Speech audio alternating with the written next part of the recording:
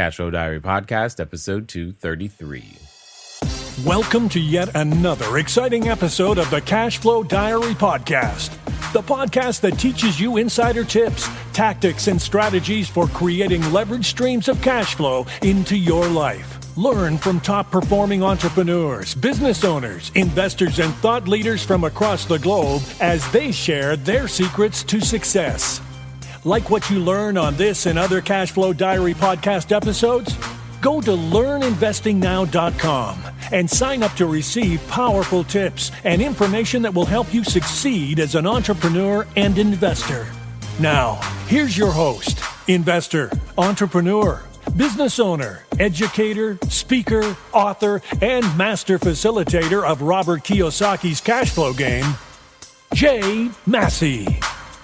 Hey guys, gals, people of all ages, and many countries now. So when I look at the reports, I'm seeing where you guys are from, and it's awesome to see how many different countries are represented, how many different people are listening. And I'm guessing it means you like it because you've been listening for a while. A number of you, if you haven't, and this is your first one, I think that's going to be great. But what I'm going to suggest is that you listen to the episode just before this one, because this is kind of a follow-up to the previous one, just to give you some background, so to speak. But more importantly, to think about the fact that I think in the last time we were talking, we were really talking a lot about measuring progress, not completion necessarily as your success metric. And one of the things that I was thinking about was the fact that you may want to very well measure that progress, but you may not know or have the skill set yet, or have ever been told how to measure that progress. What should I be doing? Because sometimes this question comes up. Well, sometimes this question comes up, and the question is simply, Jay, what do I do on a day-to-day basis? You know, and that could be the very thing is that, Jay, what do I do on a day-to-day basis? I want to hopefully give you some insight into that. I want to give you an insight on what to do on a day-to-day basis. You know, hey, I know what it's like to have been an employee. I know what it's like to do whatever it is, what I do now. I know what that's like. Someone told me, here's what you do. You do these things, you get paid, blah, blah, blah. It was very clear, very easy to understand. But that may not be so the case today. Maybe now you're building your business, pursuing cash flow in various different forms, and you don't really know what is the next thing. You don't know, hey, you woke up. Now what do I do? How do I get money to come in? What do I do about it? You know, I don't know if that's something that I don't think any of us are necessarily born with it all the time, or if maybe you get it instinctively. And if it's not you, then that's okay too. This episode is going to help you with that. So one of the, I guess the thing that I would say in the last episode, we simply talked about measuring that, like I said, the process. And I tend to look at the categories of activity because it's really what it comes down to. One of the dangerous things that happens as you begin to evolve and become an entrepreneur is we never want to confuse activity with accomplishment. Those are two completely different things. Activity versus accomplishment. There are some things that are required. They can look very, very similar. But I promise you that they're really not similar at all. And that's the challenge. One is just busy work, and the other is actually moving you towards the direction of your goals. And what I want to do is I want you to think about this definition. I call it pay time. That's what it was taught to me as is pay time, because it's one thing to think about as you cross this line or as you continue to build is how much pay time are you getting on a daily, weekly, monthly basis, right? So, and I'll use the example of being an employee because many can relate to that, or it makes sense. Or if you've been self-employed, hours and whatnot. If you have billable hours or something of that nature. The question is very simple. If you had one billable hour, or you worked 1 hour per week, what would that paycheck look like? Well, it would be very small. And here's the other thing. You wouldn't expect the paycheck to be big either, right? So you may have invested a lot of time doing many things, but in the back of your head, hey, I only had 1 hour of work this week, or I only had one billable hour. Well, that's going to quickly and clearly help you understand that your quote unquote paycheck isn't going to be, that large.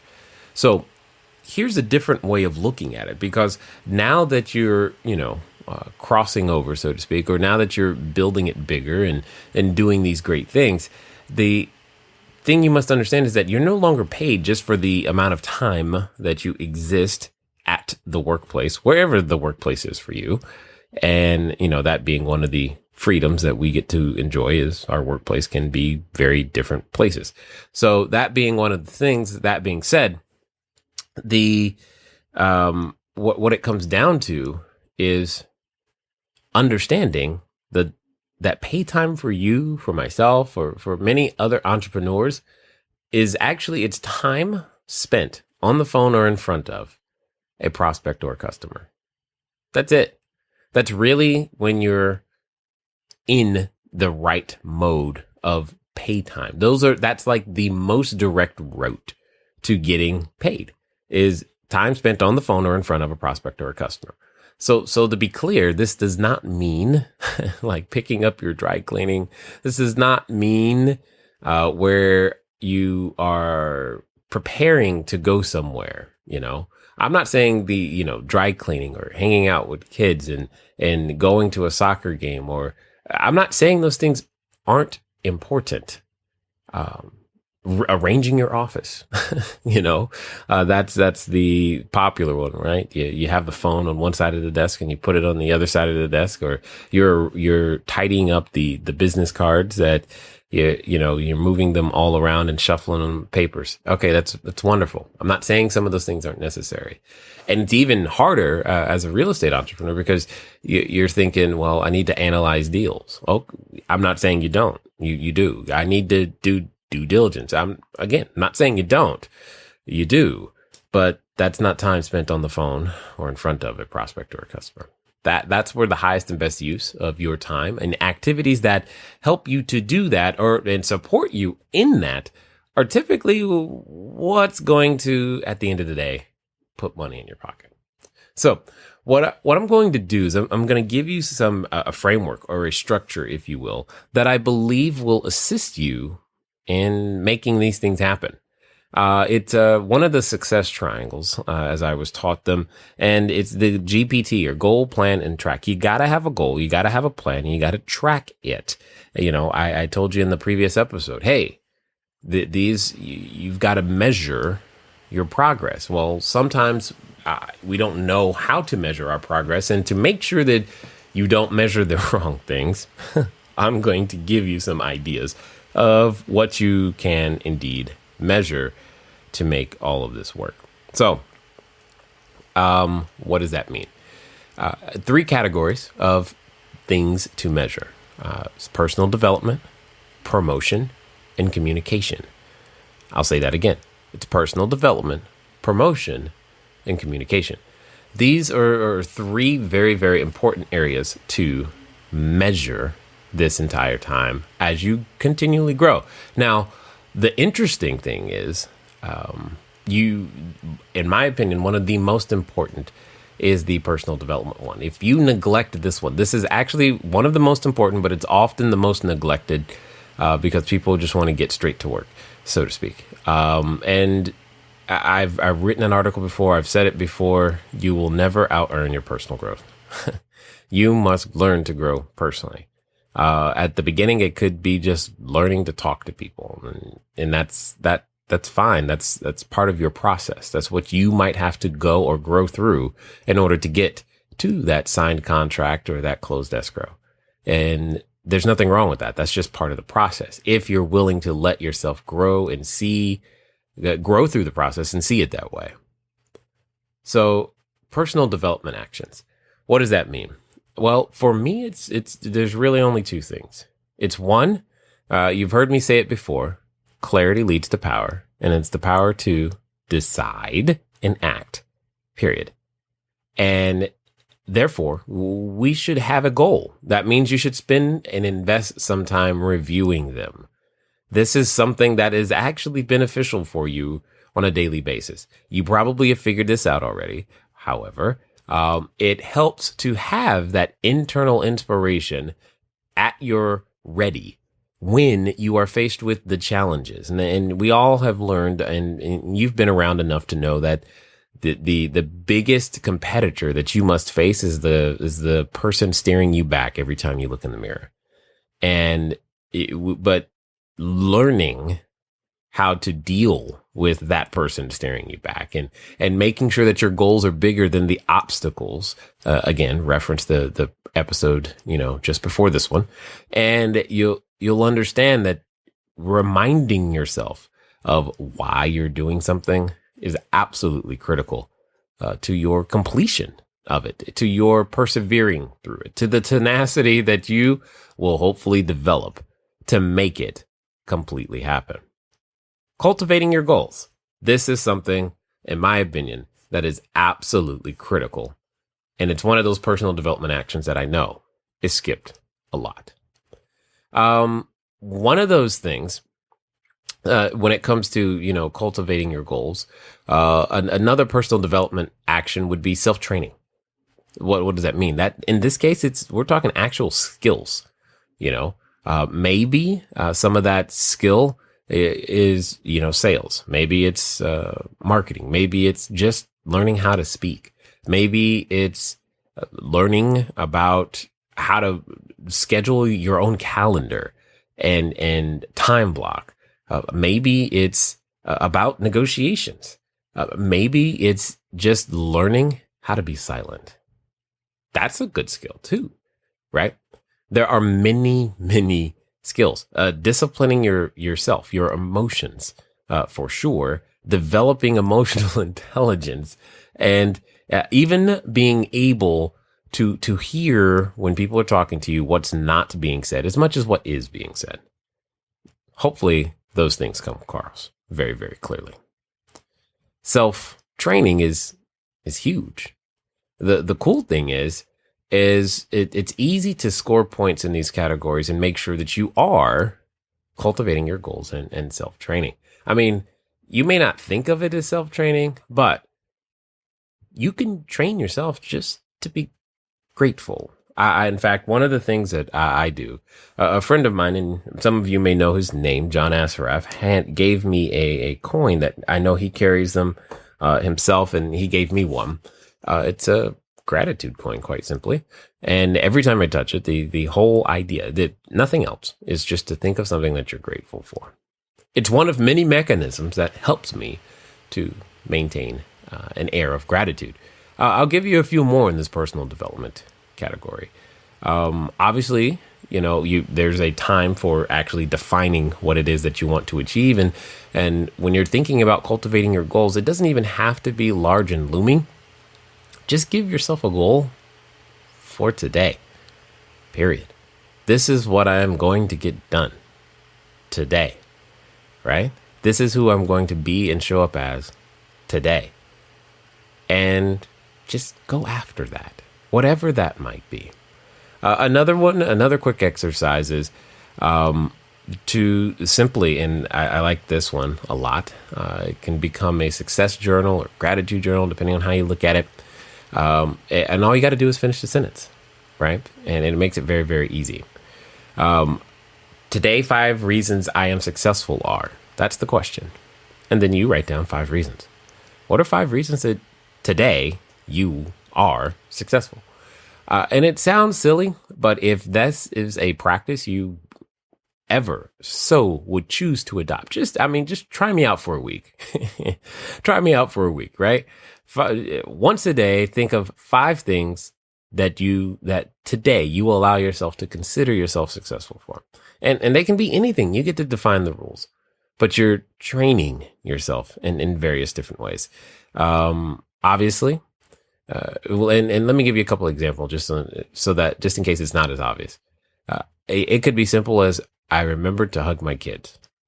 I kissed my spouse on the way out the door. I said thank you to the guy that cut me off. And then I was nicer to my Starbucks barista. I don't know. It could be I actually closed the deal. Okay, awesome. I wrote 5 offers. Awesome. Whatever it takes. The point is, you can train yourself on these things. And this is important. The cool thing about self-training is that, there's no shortage of information today. We live in what many know to be the information age. And if you're listening to this is a form of self-training.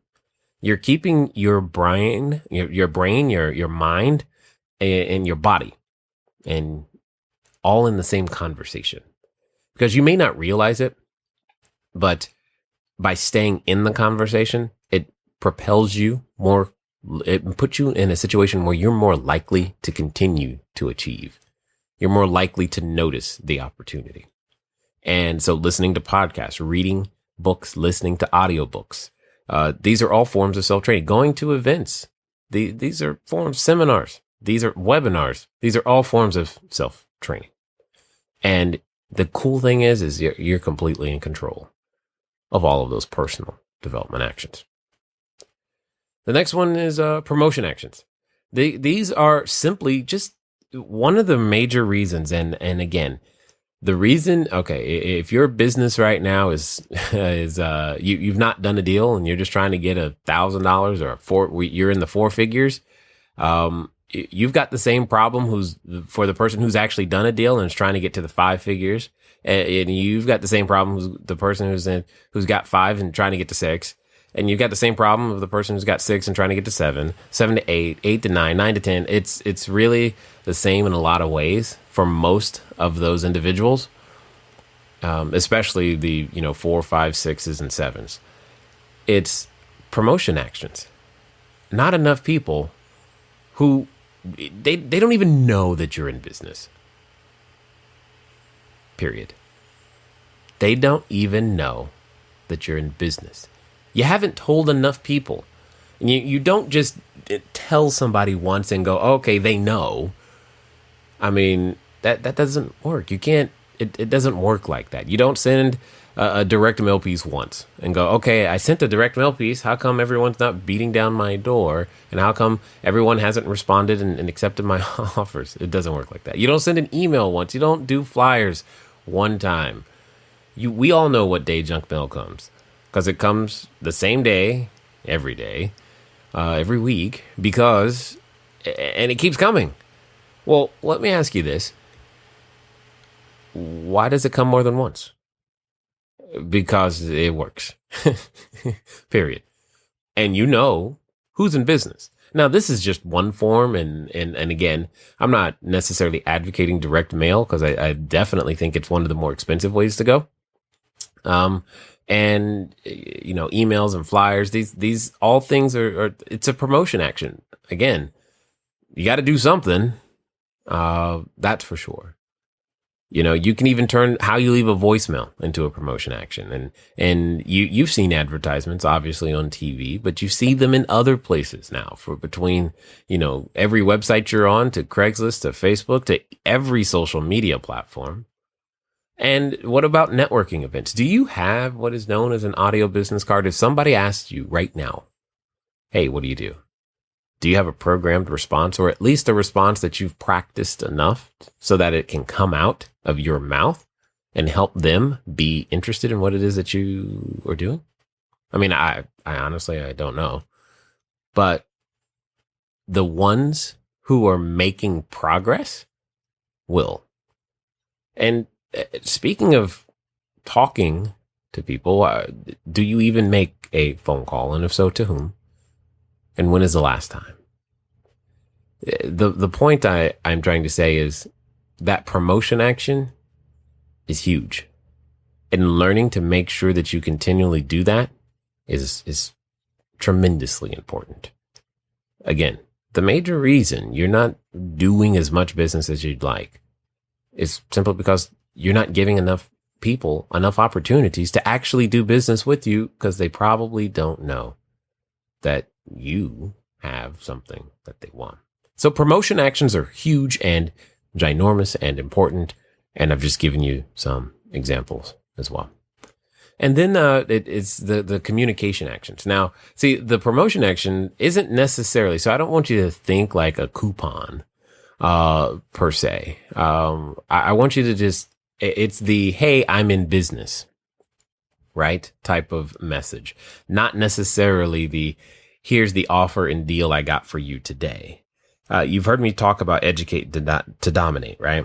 And that promotion action it's a lot of that education piece. I mean, in today's world, let's say if you're using online technology, do you have a YouTube account that has any sort of video of you explaining anything about your product or service, about what it is you do as a real estate entrepreneur in any way, shape, or form? Do you even have one?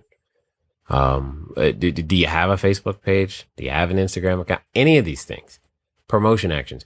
Is there a way that anyone could accuse you? Oh yeah, they're in business. I can find them. I know that this guy has a business and they know what it's about. Is that possible? They may not have, any details on any particular offer, and that's fine, but can they find out that you are actually in business? Then comes the communication actions. These are where the rubber meets the road, so to speak, where you can get a little intense and heated. And if you're an introvert like me, you experience a ton of anxiety from time to time, because this is where you're actually on the phone with a person who has the ability to be your next buyer, seller, or investor. This is where you're sitting down one-on-one, or you're actually doing a presentation to, a group, or maybe a small group or a large group. Maybe you are actually delivering a webinar. Oh my gosh. And now you're doing some, or you're following up and they've come to a presentation already, or you're writing that letter of intent and you're going over it with the potential seller and hoping that they say yes at the end of the day, looking for that yes, looking for that agreement. You're sitting down with that memorandum of interest or talking with the potential investor. And they are, considering your deal in some way, shape, or form. And that, that 50,000, 100,000, $250,000, whatever the dollar amount is, $1 million. It doesn't really matter. The point is you're communicating and you're talking to an individual, and that transfer of energy and information is actually happening. Or maybe they said yes, and now you're just going through the paperwork. You're trying to get the next stage of the escrow process completed, or, maybe you're helping them get started with whatever it is that you do. You're walking them through your process, the enrollment process, if you will, or maybe you're communicating the fact that you have a need. That need is, well, you want more people like them to be referred over to you. Hey, they've got a friend or two or 12 or 1,250, or if you look at Facebook, 5,000, right? They have a friend or few. Maybe they should send some of those individuals over to you as well. Here's my point. Those are all communication actions. And those also they're high value and they should be done. But that's what you should be doing on a day-to-day basis. Some personal development, some promotion, and some communication every day. And it's wash, rinse, and repeat. It's not super sexy like you may have seen on, TV, and it doesn't happen in 30 minutes. But every day there's some personal development, promotion, and communication that's happening. Every day. That's what it must be. You must begin to have some sort of a routine in that sense. And the thing is, and this is where, it can get a little off, is I said the success triangle. You have to have a goal, you have to have a plan, and you have to track it. What does that mean? That means if you're going to have a goal for a personal development action, for example, you should say something like, I'm going to make sure that I listen to or consume a minimum of 2 books a month. Now, I just made up the 2 books a month. Yours could be 10. It could be 2 books a week. It doesn't really matter. The point is you now have a goal in your personal development action category, right? Or, when I get up in the morning before I go to bed, I'm going to write in my success and gratitude journal. Awesome. Great. Or I'm going to declare the number one thing that I must get done today, or in that when I accomplish it, I will allow myself to feel the feelings of success. Perfect. But declare those things. Make them those goals. Promotion action goals would, simply be, I'm going to meet 5 new people today. Name, phone number, email. I will meet 5 new people today. Or I will make sure that my, if you're going to go to the advertising route, I'm going to make sure I get all my ads placed today. Or if you're doing that direct, I'm making sure today 1,000 pieces go out. That's awesome. But that only counts for today. So just keep that in mind. Or I'm going to make those 25 phone calls, 250 phone calls. I don't really care the number. The point is I care that you make a goal. Right? That you make a goal. You should even have some of these goals for the things that you feel like you don't have necessarily control over. For example, I'm going to set 3 new appointments today, 15 new appointments today to meet with buyers, sellers, and potential investors. I'm going to give 15 presentations this week, 200 presentations this week. It doesn't really matter. The point is, have the goal. After that goal has been conceived, in order to achieve it, you should have some semblance of a plan. This is probably going to begin to involve your calendar. So I like to go what by when. What am I going to do by when? All right. If I'm going to, for example, there was a time when I spent a whole lot more time in my car than I do today. I rarely spend time in the car, and that was also the time that I dedicated towards listening to audiobooks. And it made it really, really easy. It's like, cool. So yeah, I'm going to get through my books really fast because I'm driving and, I'm listening to the books. And if you are any way familiar with Southern California traffic, like nobody's business that, traffic gives you time to get through more than one audiobook, or in this case, podcast. And that's important. But I had a plan. I didn't create a goal and just go, okay, this is what I would like to have happen. No, here's what by when. What am I going to do? That's the goal. By when? Put it in the calendar. Okay. Because that'll help you get it done. When are you going to actually make those phone calls? From what time to what time? 2 to 3, 1 to 4. And don't get hung up on, what's the perfect time to make a call? Everything works. Nothing doesn't. I'll say it again. Everything works. Nothing doesn't. It doesn't really matter when you make the call. Make the call. You'll get more out of actually making the call and being consistent at making the calls than worrying and trying to optimize when's the best time to make the calls. Make the call. Okay. And it's important to understand these things.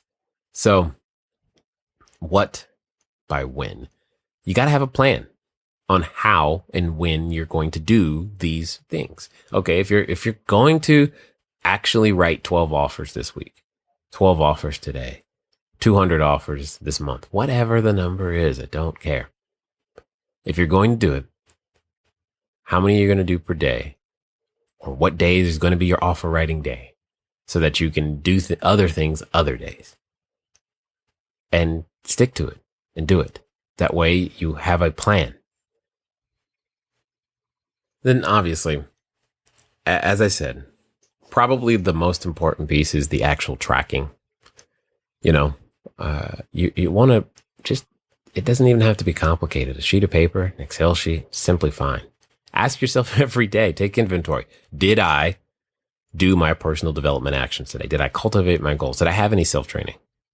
How many hours of self-training? Did I do it? Did I actually do any direct mail, emails, flyers, voicemail drops, advertisements? Did I meet the new people that I said I was going? Did I do it today? How many phone calls did I make? Did I do that? How many people called me back? How many appointments did I set? Did I give any presentations? Did I meet the goal I set for today? And this begins to comprise doing the right things long enough consistently is when you start to track it. You no longer have to wonder, it's not about measuring time. Oh, I was working for 12 hours. Okay, well, if you worked for 12 hours but made 2 phone calls, really, how much time did you really, really, really work? And you will no longer be able to deceive yourself. The other thing that makes this really, really helpful is when you're asking someone more experienced than you for help. And say, for example, you have this tracking sheet of personal development actions, promotion actions, communication actions, etc. Say you have that. And you can show them, look, I've been doing these things, but and I've been sending out, emails and flyers, and I've been going to networking groups, and I've been meeting new people, and I've been building my database, but I'm stuck.